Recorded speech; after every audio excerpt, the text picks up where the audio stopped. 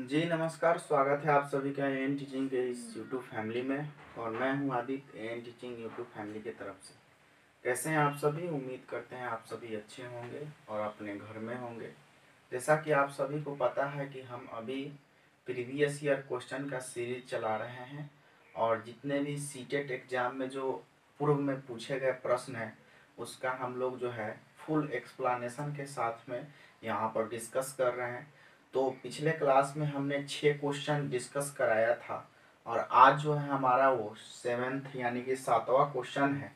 और जो लोग सीटेट एग्जाम देने वाले हैं इस बार, ठीक है, तो सीटेट जो एग्ज़ाम देने वाले हैं उनके लिए ये क्लास बहुत ज़्यादा इम्पोर्टेंट है, क्योंकि हमने इसमें सीधा सीधा ना प्रीवियस ईयर में जो क्वेश्चन पूछा गया है उसको कवर कराएंगे और उसके बाद उसको फुल एक्सप्लेनेशन के साथ में उस क्वेश्चन का जो भी फैक्ट है, इम्पोर्टेंट फैक्ट है, वो सभी को बताते चलेंगे और आपको उससे लाभ भी मिलेगा। चलिए, तो छठा नंबर क्वेश्चन तक हो गया था, 7वां नंबर क्वेश्चन आज हमको पढ़ना है।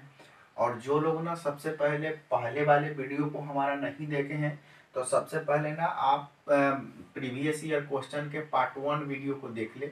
पार्ट 1 वीडियो को देख ले, चैनल पर वो पड़ा हुआ है, जाकर पहले पार्ट 1 वीडियो को देख ले। उसके बाद में ये ना प्रीवियस ईयर क्वेश्चन सीरीज का पार्ट 2 वीडियो है, तो यहाँ से स्टार्ट करते हैं। और जो लोग पार्ट 1 वीडियो देख चुके हैं तो ये वाला वीडियो स्टार्ट कर सकते हैं, शुरू से लेकर लास्ट तक देखिएगा, समझ में आएगा, लाभ मिलेगा आपको। ठीक है, तो चलिए सेवेंथ नंबर क्वेश्चन क्या कहता है। कहता है कि उच्च प्राथमिक स्तर पर भाषा सीखने सिखाने का उद्देश्य है।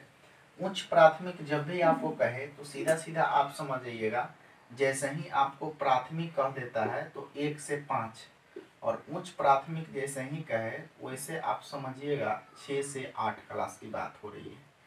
ठीक है, अब देखिए, उच्च प्राथमिक स्तर पर भाषा सीखने सिखाने का एक उद्देश्य है। कौन सा उद्देश्य है?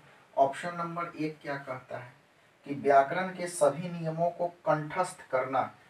हमेशा एनसीएफ 2005 में यह कहा गया है कि आपको जो है रटंत को ज्ञान नहीं मानना है, समझ को ज्ञान मानना है। ठीक है, सूचना को ज्ञान नहीं मानना है, समझ को ज्ञान मानना है। तो ऐसा कहीं भी ऑप्शन में आपको आ रहा है कि किसी चीज को रटकर या किसी चीज को जो है उसको जो है रटकर याद करना या करवाना, वो एनसीएफ 2005 मतलब कि नेशनल करिकुलम फ्रेमवर्क 2005 के अनुसार बिल्कुल गलत है।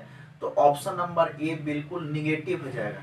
देखिए, आपको यहाँ पर समझना है कि सकारात्मक ऑप्शन को लेना है, पॉजिटिव ऑप्शन के लेना है कि कौन सा ऑप्शन है जो कि बच्चे के ऊपर सूट या सूटेबल करता है ना। तो ऑप्शन नंबर 1 यहाँ पर सीधा सीधा यह कहता है कि व्याकरण के सभी नियमों को कंठस्थ कराना, मतलब याद कराना। याद कराने वाला बात एनसीएफ 2005 कभी नहीं मानता, सीटेट एग्जाम कभी नहीं मानता, ये पॉइंट नेगेटिव हो गया। ऑप्शन नंबर बी में देखिए क्या कहता है, साहित्य की गद्य एवं पद विधाओं की रचना करना। मतलब कि 6 से 8 का बच्चा है और उसको जो है साहित्य का गद्य एवं पद पढ़ाइए, ये क्या भाषा का उसके लिए उद्देश्य है क्या? ये भी गलत। गद्य और पद 6 से 8 के बच्चा को पढ़ाने की क्या जरूरत है, साहित्य पढ़ाने की क्या जरूरत है? ऑप्शन नंबर सी क्या कहता है, देखिएगा, हिंदी भाषा के समग्र इतिहास के बारे में जानना। और समग्र इतिहास का मतलब ये हुआ कि जो भी हमारा हिंदी भाषा से रिलेटेड, लैंग्वेज रिलेटेड जो भी हमारा हिस्ट्री है उसके बारे में बच्चों को पढ़ाना है। यह उद्देश्य कभी नहीं हो सकता है 6 से 8 के लिए। ऑप्शन नंबर 4 क्या कहता है, देखिएगा, भाषा के नियमबद्ध प्रकृति की पहचान और उसका विश्लेषण कराना। ये वेरी गुड है। यहाँ पर ऑप्शन नंबर 4 जो है बिल्कुल राइट होगा। कैसे राइट हुआ? क्योंकि बच्चा 6 से 8 में पढ़ रहा है, और जब 6 से 8 में पढ़ रहा है तो कहीं भी कंठस्थ कराने की बात या याद कराने की बात जहाँ पर भी होगा उस ऑप्शन को हम लोग गलत मानेंगे। गद और पद की बात कर रहा है, इसको भी गलत मानेंगे। पूरे भाषा की इतिहास की पढ़ाने की बात कर रहा है, इसको भी गलत मानेंगे। लेकिन 4 नंबर जो ऑप्शन है बिल्कुल सरल और सुलभ है। कहता है कि भाषा के नियमबद्ध प्रकृति की पहचान और उसका विश्लेषण करना। मतलब कि सीधा सीधा लैंग्वेज के कल्चर को बताने की बात यहाँ पे हो रही है, भाषा के प्रकृति को बताने की बात यहाँ पे हो रही है।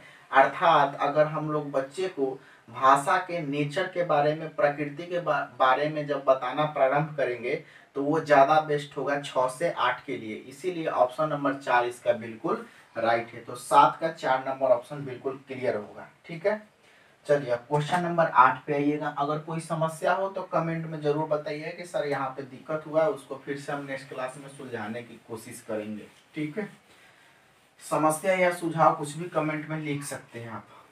चलिए अब आते हैं क्वेश्चन नंबर 8 पे। क्वेश्चन नंबर 8 क्या कहता है देखिएगा। क्वेश्चन नंबर 8 यह है कि भाषा सीखने और भाषा अर्जित करने में अंतर का मुख्य आधार है। देखिए भाषा सीखने, यहाँ पर क्या कहता है कि भाषा सीखने की बात जहाँ पर कहता है तो सीखने का मतलब वही हुआ कि अधिगम, या सीखने का है तब, या यहाँ पर अगर अधिगम लिखा रहता फिर भी बात सेम ही होता, क्योंकि अधिगम को हम लोग बोलते हैं लर्निंग, और लर्निंग का मतलब होता है सीखना। और एक और कह रहा है क्या, भाषा अर्जन। ठीक है, तो हम आपको पिछले क्लास में बताए थे भाषा अर्जन कहे तब या अधिग्रहण कहे तब, दोनों बात जो है क्या है, एक ही है। ठीक है, अब इसके बारे में क्वेश्चन कह रहा है।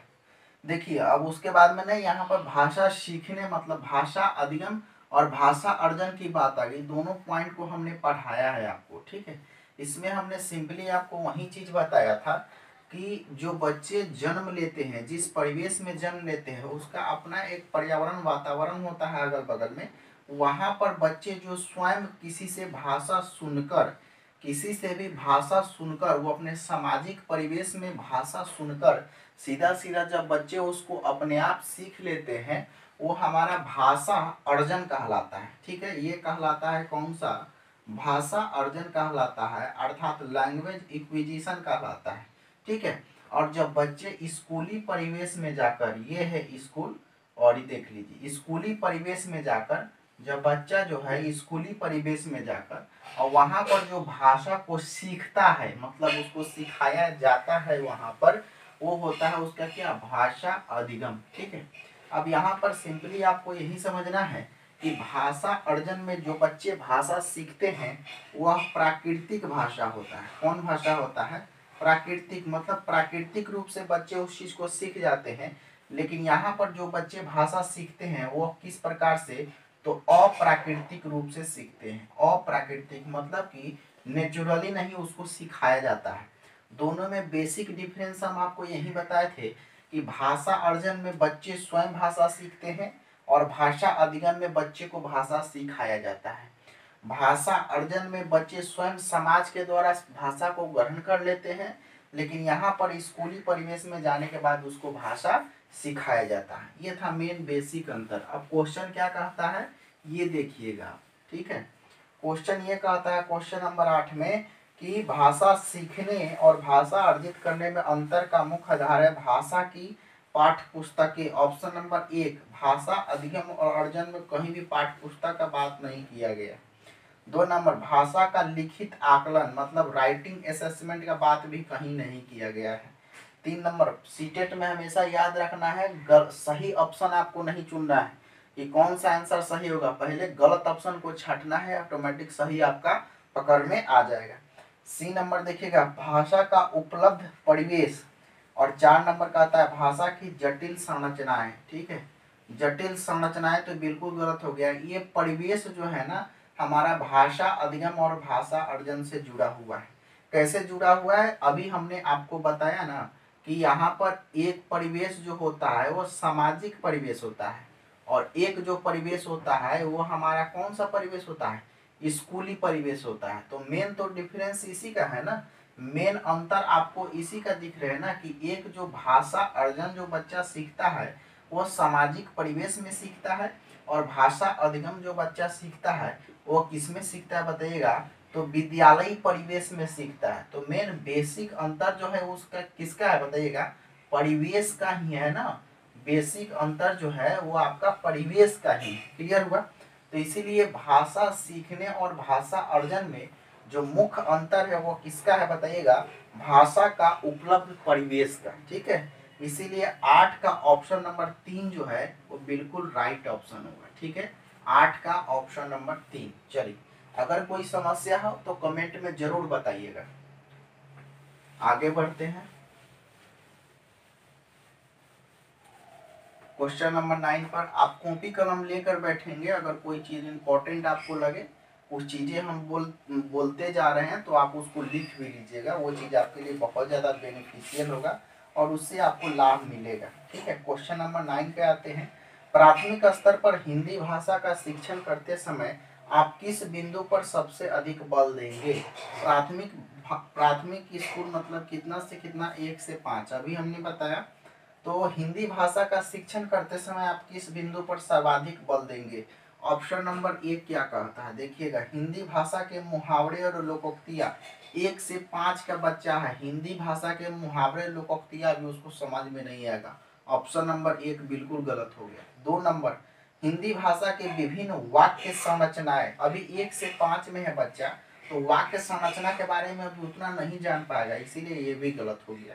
3 नंबर क्या कहता है, हिंदी भाषा के सौंदर्य और आलंचलिकता को, और उसके बाद में 4 नंबर कहता है हिंदी भाषा के मानक वर्तनी। मानक वर्तनी का मतलब यह हुआ कि शुद्ध वर्तनी का, वह जो है एक ऑथेंटिक वर्तनी का यूज करे, इसके बारे में बच्चा भी 1 to 5 में नहीं जानेगा। ऑप्शन नंबर सी जो है वह कहता है कि सौंदर्य और आलंचलिकता को, अर्थात कहने का मतलब सीधा सीधा यह समझे कि अगर 1 से 5 में बच्चे रहेंगे, 1 से 5वीं कक्षा में जब बच्चा रहेगा तो सबसे पहले भाषा के सौंदर्य के बारे में आपको बताना है, सौंदर्य के बारे में बताना है, उसके प्रकृति के बारे में बताना है, उसके नेचर के बारे में बताना है, छोटे छोटे चीजों के बारे में बताना है। इसीलिए ऑप्शन नंबर 3 जो है बिल्कुल राइट है, क्योंकि ऑप्शन नंबर 1, 2, 4 ये बिल्कुल भी 1 से 5 के बच्चा पर जो है फिट नहीं होता है। ठीक है, तो 9 का ऑप्शन नंबर कितना हो जाएगा, 3।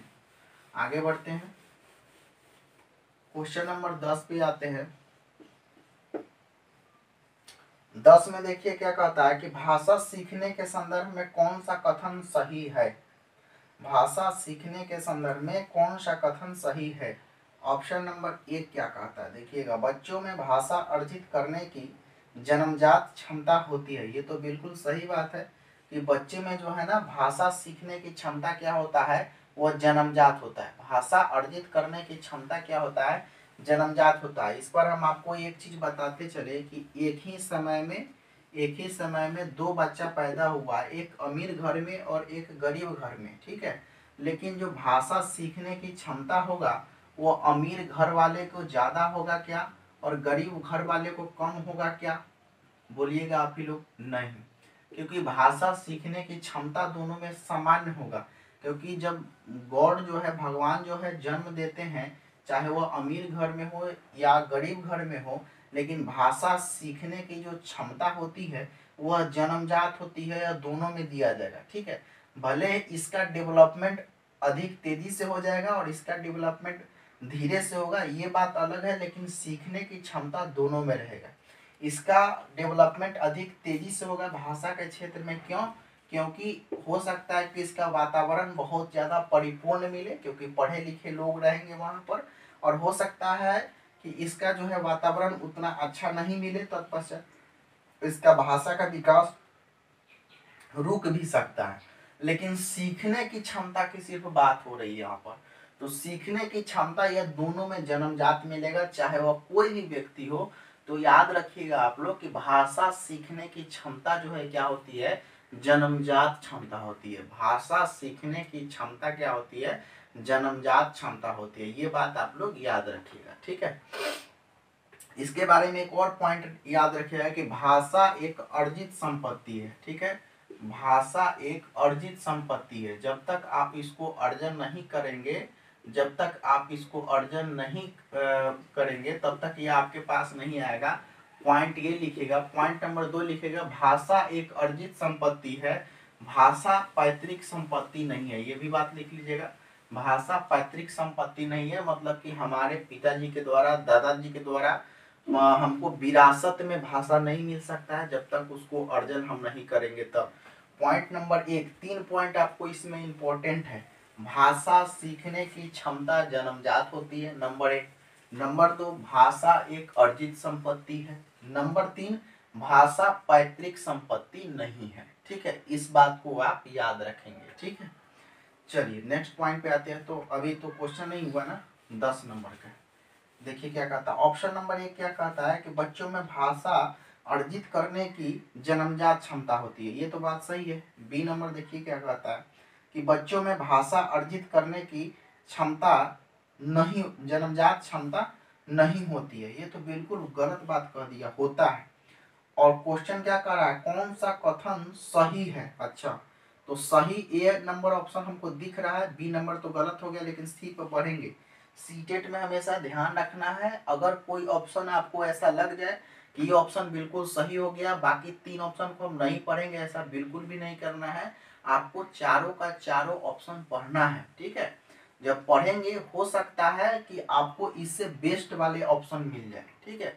आपको देखिए होता क्या है ना कि सीटेट में 2 टाइप से आपको सवाल को करना होता है। जैसे मान लीजिए कि यहाँ पर A B C D 4 options दिया हुआ है, तो ये भी ऑप्शन सही रहेगा लेकिन यह 40% सही रहेगा, ये भी ऑप्शन सही रहेगा लेकिन यह 50%, ये भी ऑप्शन सही रहेगा लेकिन यह 60%, और यह भी ऑप्शन सही रहेगा लेकिन यह 95%, लेकिन सही जो है ये चारों है। तो इस स्थिति में कौन ज्यादा सही है उसके साथ हमको जाना पड़ता है। क्लियर हुआ?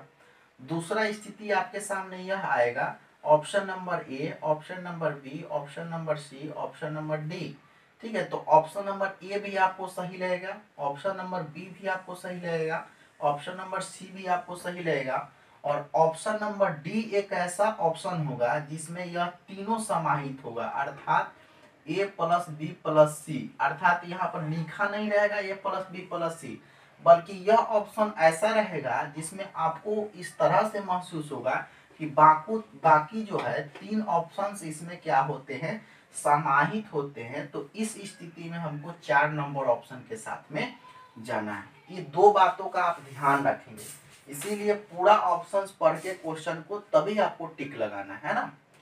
चलिए, तो ये उम्मीद करते हैं कि आपको सबसे पहले ना आपको अंडरस्टैंडिंग जब डेवलप होगा ना तो ये सब चीजें आराम से हो जाएगा, और ये सब चीज समझना बहुत ज्यादा जरूरी है सीटेट एग्जाम में। Bank, railway, SSC, other competitive exam नहीं है, ये सीटेट है। होता क्या है कि उसमें फैक्ट पर सवाल पूछते हैं, जो बैंक एसएससी होता है उसका एक ऑप्शन मिल जाएगा, लेकिन इसमें होता क्या है कि एक क्वेश्चन का ऑप्शन जो 4 दिया रहता है, ऐसा लगता है कि चारों का चारों ऑप्शन क्या है हमारा सही है। तो इस स्थिति में आपको ये वाला सिचुएशन फेस करना होगा। क्लियर हुआ? चलिए अब देखिए क्या होता है, ऑप्शन नंबर बी क्या कह दिया, कितना नंबर क्वेश्चन है, 10 नंबर। बच्चों में भाषा अर्जित करने की जन्मजात क्षमता नहीं होती है, बिल्कुल गलत हो गया। बच्चे विद्यालय आकर ही भाषा सीखते हैं, ये भी बात बिल्कुल गलत है। विद्यालय आकर भाषा सीखते हैं मतलब 5 साल के बाद में विद्यालय में प्रवेश मिलता है। क्या 5 साल से पहले बच्चे भाषा को नहीं सीखे रहते हैं? सीखे रहते हैं। वो अपने घर में मातृभाषा तो सीखा रहता है ना जी, मम्मी पापा से, दादा दादी से भाषा सीखा रहता है। तो आप यह कभी नहीं कह सकते हैं कि बच्चे विद्यालय आकर ही भाषा सीखते हैं, विद्यालय के पहले भी वो क्या करते हैं, भाषा को सीखते हैं। ठीक है, तो 3 नंबर भी ऑप्शन गलत हो गया। 4 नंबर ऑप्शन क्या कहता है, देखिएगा कि बच्चे विभिन्न संचार माध्यमों से ही भाषा सीखते हैं। अगर उसके पास में टीवी, इलेक्ट्रॉनिक मशीन, रेडियो नहीं रहेगा तो क्या वो भाषा को नहीं सीख पाएगा? क्या सीख पाएगा? बिल्कुल भी। तो ये भी बात बिल्कुल गलत हो गया। इसका मतलब ये हो गया कि ऑप्शन नंबर 1 जो है हमारा बिल्कुल राइट है 10 नंबर क्वेश्चन का। 10 का 1 नंबर ऑप्शन जो है हमारा क्या है, बिल्कुल राइट है। ठीक है, चलिए आगे बढ़ते हैं। क्वेश्चन नंबर 11 पे आते हैं, 11 नंबर क्वेश्चन पे आते हैं। 11 नंबर, 1 मिनट थोड़ा सा वेट कीजिएगा, बस 2 मिनट।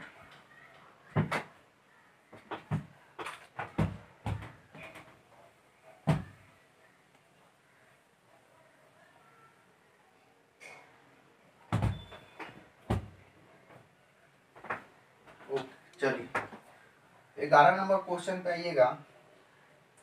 हिंदी भाषा सीखने के संदर्भ में कक्षा 8 में पढ़ने वाले बच्चे से यह अपेक्षित है कि वह हिंदी भाषा का समस्त नियमावली को जान सके, हिंदी भाषा के मुहावरे एवं लोकोक्तियों को जान सके, विभिन्न संदर्भों में हिंदी भाषा का प्रभावी प्रयोग कर सके, तत्सम प्रधान भाषा का प्रभावी प्रयोग कर सके। ऑप्शन नंबर 1 में मतलब यहाँ पर क्वेश्चन यह कहता है कि कैसे आप जानेंगे कि इस विद्यार्थी में लैंग्वेज का डेवलपमेंट हुआ है।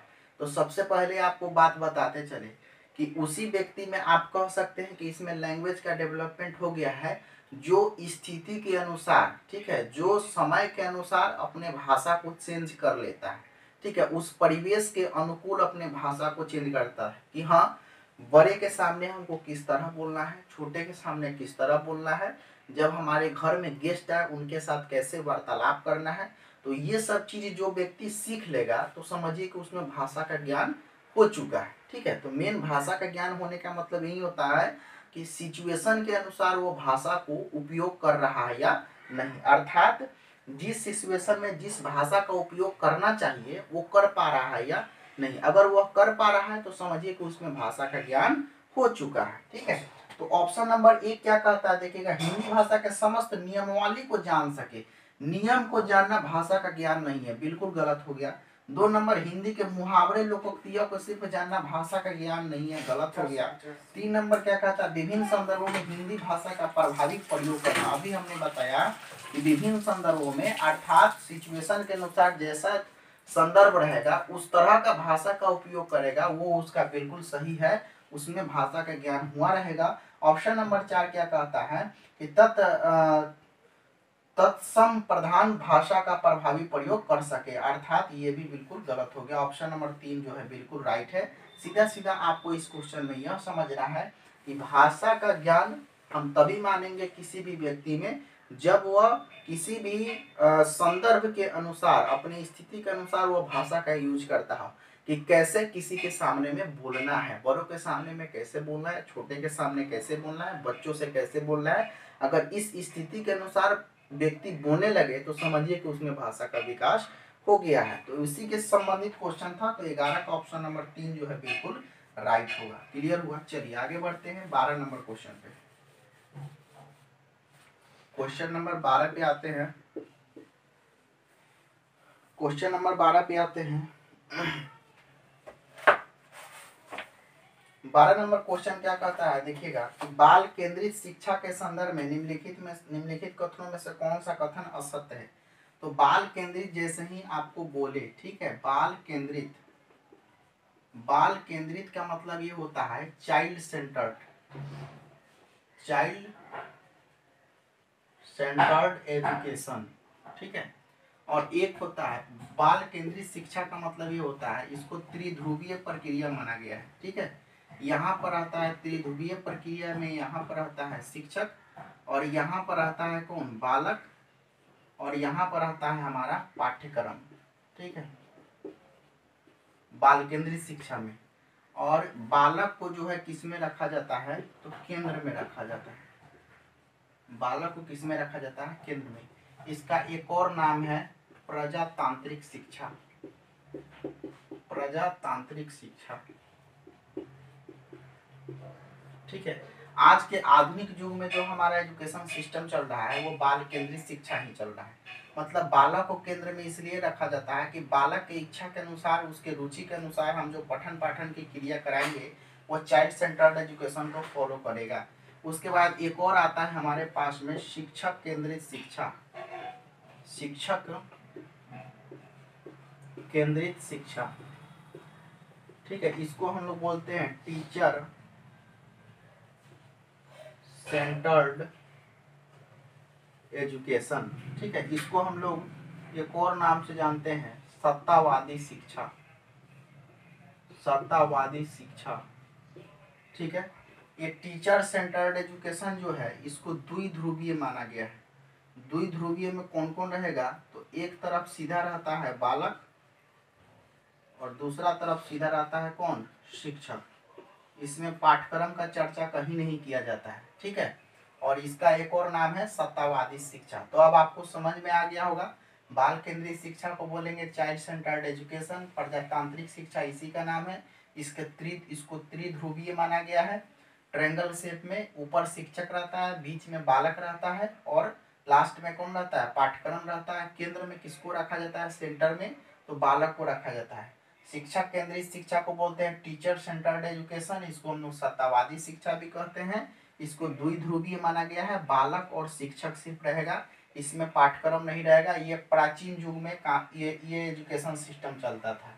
ठीक है। जो गुरुजी लोग और शिष्य लोग जो जिस समय पढ़ाई करते थे उस समय जो व्यवस्था थी वो शिक्षक केंद्रित शिक्षा व्यवस्था थी। ठीक है, तो इसका स्क्रीनशॉट ले लीजिए या आप इसको लिख लीजिए वीडियो को पॉज करके। ठीक है, ये चीज आपके लिए इंपॉर्टेंट है। अब इससे सवाल आएगा तो आराम से आपको बन जाएगा। चलिए अब क्वेश्चन क्या कहता है 12 नंबर, देखिए ध्यान से। कहता है कि बाल केंद्रित शिक्षा के संदर्भ में निम्नलिखित कथनों में से कौन सा कथन असत्य है, मतलब कि सही नहीं है। अर्थात option number 1, option number 2, option number 3, option number 4, 3 सही होगा, 1 सही नहीं होगा। देखिए इस शिक्षा के अंतर्गत शिक्षा का केंद्र बिंदु बालक होता है। अभी बताए हम आपको, इस शिक्षा के अंतर्गत में केंद्र बिंदु कौन होता है, बालक होता है। तो ये तो बिल्कुल सही बात कह दिया। ऑप्शन नंबर 2, इस शिक्षा में व्यक्तिगत शिक्षण को भी महत्व दिया जाता है। हाँ, इंडिविजुअल भी ध्यान देते हैं। कोई बच्चा हो सकता है क्लास में अंधा हो, कोई बच्चा कान से कम सुनता हो, तो उसको व्यक्तिगत रूप से भी ध्यान देना है चाइल्ड सेंटर्ड एजुकेशन में। ये भी बात सही कह दिया। 3 नंबर, इस शिक्षा के अंतर्गत में हस्तपरक गतिविधि पर बल दिया जाता है। हस्तपरक गतिविधि मतलब कि बच्चे जो करके लाते हैं, अपने से हाथ से करके लाना, हाथ से कोई काम करके लाया है वो चीज दिखाया है, वो भी इस पर भी बल देते हैं। ये भी बात बिल्कुल सही है। 4 नंबर कहता है कि जॉन डेवी ने बाल केंद्रित शिक्षा का समर्थन नहीं किया था। ये बिल्कुल गलत बात है। जॉन डेवी ने ही तो बाल केंद्रित शिक्षा का समर्थन किया। और ध्यान रखिएगा एक बात, जो त्रिध्रुवीय की बात जो है ना, त्रिध्रुवीय की बात बाल केंद्रित शिक्षा में जो है ना, ये कौन किए थे, तो ये जॉन डीवी महोदय ने ही किया था। जॉन डीवी महोदय ने ही किया था, याद रखिएगा। यहाँ पर रहता है कौन, सॉरी यहाँ पर रहता है कौन, शिक्षक, यहाँ पर आता है कौन, बालक, और यहाँ पर आता है पाठ्यक्रम। ठीक है, तो ये त्रिध्रुवीय के बाद जॉन डीवी ने ही किया है। तो इस क्वेश्चन में बेसिकली हमसे क्या पूछ रहा था, कौन सत्य नहीं है, मतलब कि कौन असत्य है। तो असत्य बात यही है, बाकी तीनों सत्य है। तो ऑप्शन नंबर 4 जो है इसका बिल्कुल राइट हो जाएगा, 12 का 4। ठीक है, 12 का ऑप्शन नंबर 4। चलिए क्वेश्चन नंबर 13 पे आते हैं। क्वेश्चन नंबर 13 पे कहता है कि प्रगतिशील शिक्षा के विषय में निम्नलिखित कथनों में से कौन सा कथन सत्य नहीं है।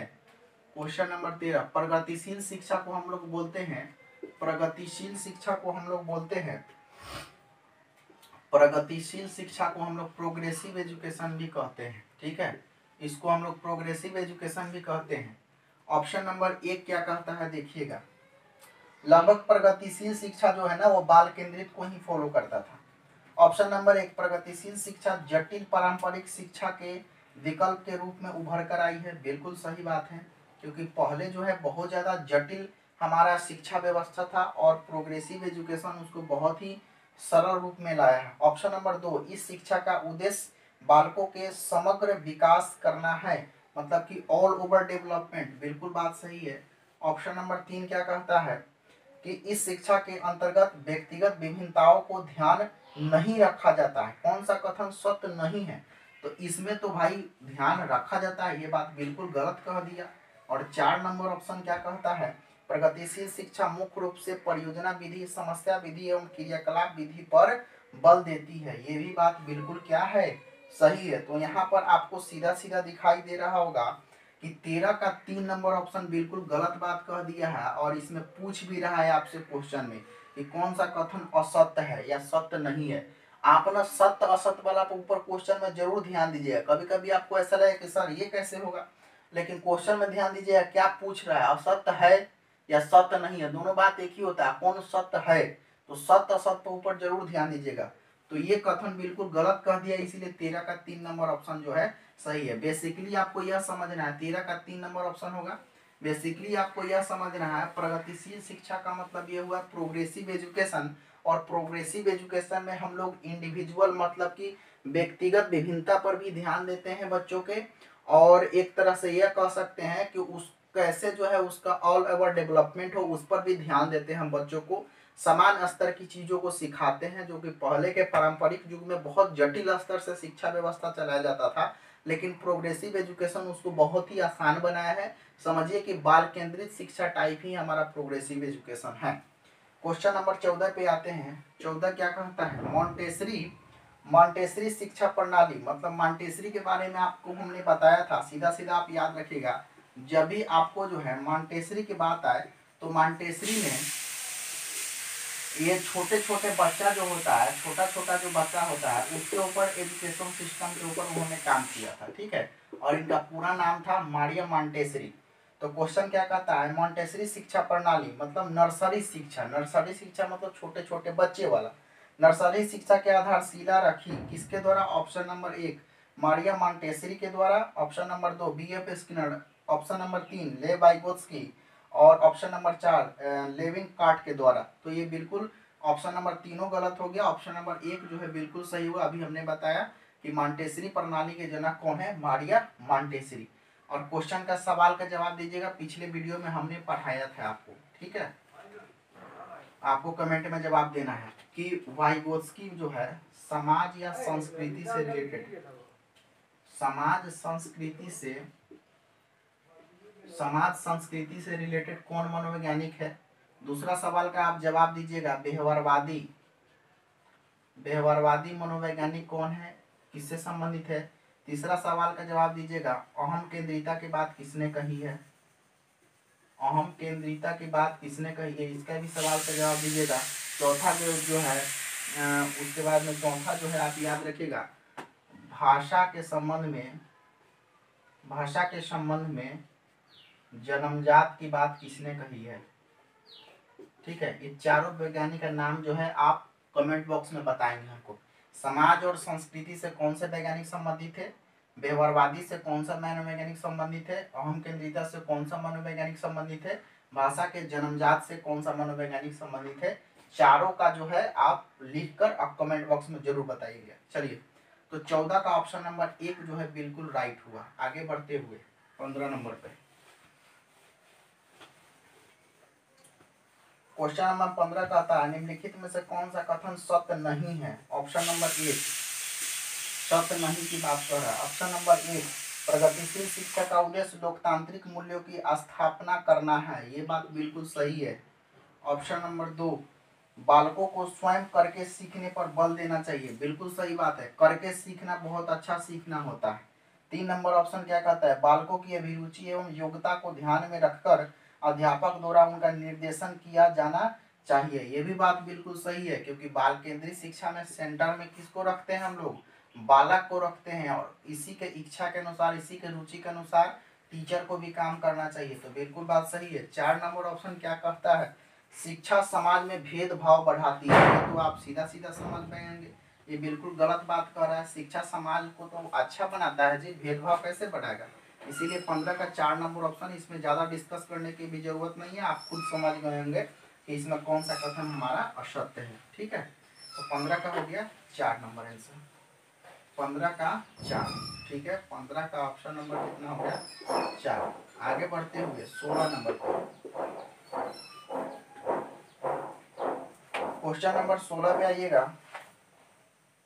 16 पे क्या कहा गया है देखिएगा, यदि छात्र अधिकांश कार्य स्वयं के हाथों से करेगा तो छात्र में शारीरिक शक्ति बढ़ेगा, मतलब कि स्वयं से उस कार्य को कर रहा है तो उसका शारीरिक शक्ति बढ़ेगा। ऑप्शन नंबर 2 मानसिक शक्ति बढ़ेगा। ऑप्शन नंबर 3 परिश्रम करने की भावना जागृत होगा, सभी बात सही है, उसका शारीरिक शक्ति बढ़ेगा।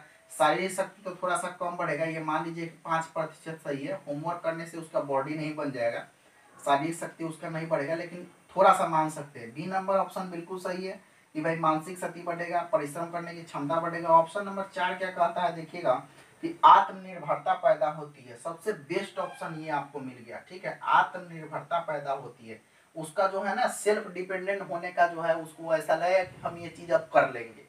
आप किसी भी काम को स्वयं से कर लेते हैं तो आपको बहुत ज्यादा कॉन्फिडेंस हो जाता है, आपको ऐसा लगता है कि नहीं अब इस काम को हम कर सकते हैं, ठीक है ना। तो आत्मनिर्भरता बढ़ जाती है। अभी हमने आपको बताया था कि कभी कभी आपको ऐसा ऑप्शन मिलेगा जिसमें तीनों ऑप्शन समाहित हो, तो सबसे बेस्ट वाला ऑप्शन जो है ना हमको 4 नंबर मिल गया, और सीधा इसमें कहा गया है कि बच्चे जो है शारीरिक मानसिक और परिश्रम करने का तो ढंग होता ही होता है, लेकिन आत्मनिर्भरता उसका बहुत ज्यादा बढ़ जाता है, तो उपरोक्त तीनों ऑप्शन इसमें समाहित हो जा रहा है। इसीलिए जो है हम यह कह सकते हैं कि 16 का जो है ऑप्शन नंबर 4 बिल्कुल सही है। चलिए आगे बढ़ते हैं, 16 का ऑप्शन नंबर 4। 17 नंबर क्वेश्चन में आइएगा, 16 का ऑप्शन नंबर 4 होगा बिल्कुल सही। 17 में आइएगा, प्राथमिक स्तर पर एक शिक्षक में निम्नलिखित में से किसे सबसे अधिक महत्वपूर्ण विशेषता मानना चाहिए। तो प्राथमिक स्तर का मतलब क्या हुआ, 1 से 5। देखिए 1 से 5 में ना ऑप्शन नंबर 1 क्या कहता है, पढ़ाने की उत्सुकता, ये तो होनी ही चाहिए। ऑप्शन नंबर 2 क्या कहता है, धैर्य एवं दृढ़ता। ऑप्शन नंबर 3 शिक्षण पद्धतियों और विषयों को शिक्षण पद्धतियों और विषयों के ज्ञान में दक्षता, अति मानक भाषा में पढ़ने की दक्षता। तो देखिए 1 से 5 में जो शिक्षक है ना, उनको सबसे ज्यादा ध्यान देने की जरूरत है कि बहुत ज्यादा छोटे बच्चे को आप पढ़ा रहे हैं, ठीक है। तो छोटे बच्चों को पढ़ाने के लिए ना वो प्रश्न काल होता है, और जो है आपको यह बताते चले कि जो 1 से 5 में बच्चा पढ़ता है वह बाल अवस्था में रहता है, और बाल अवस्था को हम लोग जो है प्रश्न काल कहते हैं मनोविज्ञान में। तो बहुत ज्यादा आपसे प्रश्न करेगा, और उस प्रश्न का जवाब देने के लिए आपको हमेशा तैयार रहना होगा। आपको इरिटेटिंग महसूस होगा कभी कभी, तो सबसे पहले आपको पेशेंस रखना बहुत ज्यादा जरूरी है। इसीलिए 1 से 5 का अगर आप शिक्षक हैं तो आपको धैर्य और दृढ़ता होना बहुत ज्यादा जरूरी है। इसीलिए 17 का 2 नंबर ऑप्शन जो है बिल्कुल क्या है, सही है। चलिए आगे बढ़ते हैं। शिक्षा का उद्देश्य होना चाहिए विद्यार्थियों के व्यवसायिक कुशलता का विकास करना। कितना नंबर, 18 नंबर। 18 का ऑप्शन नंबर 1। शिक्षा का क्या उद्देश्य है कि बिजनेस के लिए बच्चों को तैयार करते हैं, बिल्कुल गलत है। 2 नंबर क्या कहता है, देखिएगा, विद्यार्थियों को सामाजिक जागरूकता केवल सोशल डेवलपमेंट के लिए तैयार करते हैं। ऑप्शन नंबर 3 विद्यार्थियों को परीक्षा के लिए तैयार करते हैं, बिल्कुल गलत बात। 4 नंबर क्या कहता है, व्यवहारिक जीवन के लिए विद्यार्थियों को तैयार करते हैं, बिल्कुल सही बात।